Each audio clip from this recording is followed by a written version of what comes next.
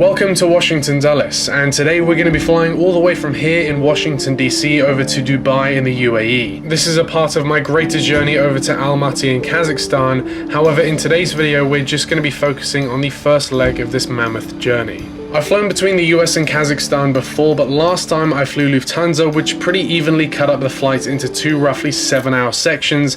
However, starting off today's adventure, we'll be taking the Emirates A380 over to Dubai, which will be a giant 14-hour flight. The A380 we'll be flying today seats 491 passengers, so naturally the check-in desk was crammed with people trying to check their luggage. Following security, we then took the train over to Concourse A and had our last Chick-fil-A breakfast before heading to Asia.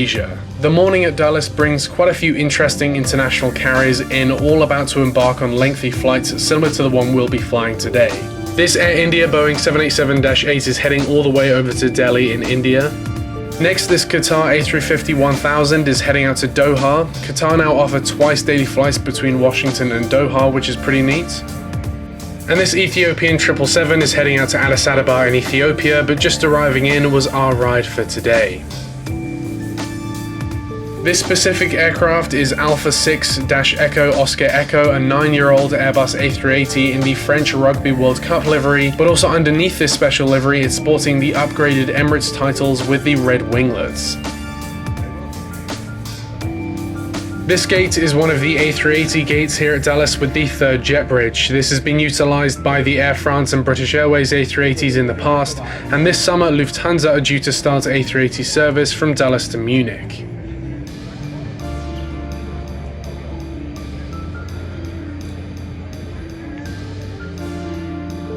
Once on board, I found my seats, and while no business class, I was pleasantly surprised with how much legroom there was. These Emirates A380s frequently fly an ultra long haul flight, so it's clear Emirates have paid attention to this and haven't cheated out on their seats. Following that, we pushed back and taxied out to runway 30.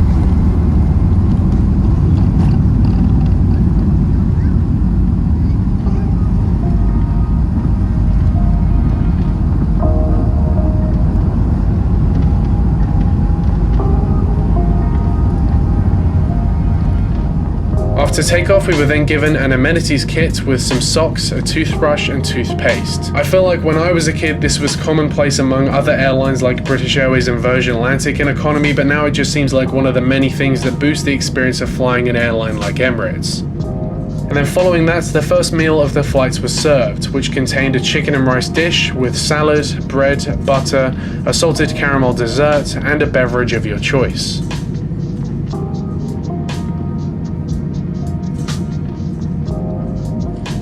After around 7 hours of flying, we entered the halfway point of our flight, which was over my home country, the UK. I wouldn't be back in the UK for another 4 weeks, so it was a very odd feeling being so close to home yet so far away at the same time. It was also at this point we were given a snack, and I chose the chicken tikka wrap. After that, night fell, and while I didn't get any of this on camera, we did have a passenger set off the smoke detector in the toilet in front of us, with the flight attendants finding a cigarette. It just goes to show, no matter how many times you say it in safety videos and PA announcements, there's always going to be someone stupid enough to try and smoke a cigarette on a plane. As we flew over Syria, the sun started to rise and we were served breakfast, which consisted of sausage, egg and mushroom with fruit, vegetables, bread, butter and a beverage of your choice.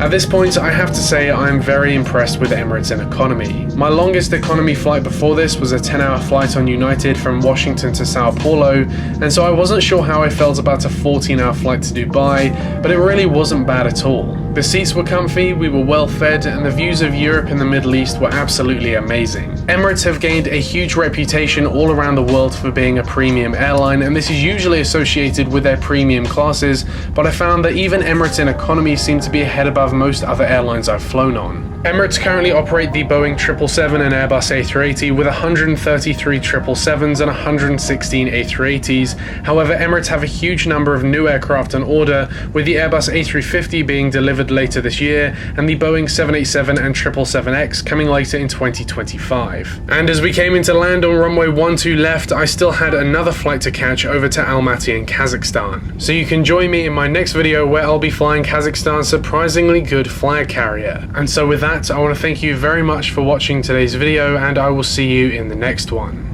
Bye.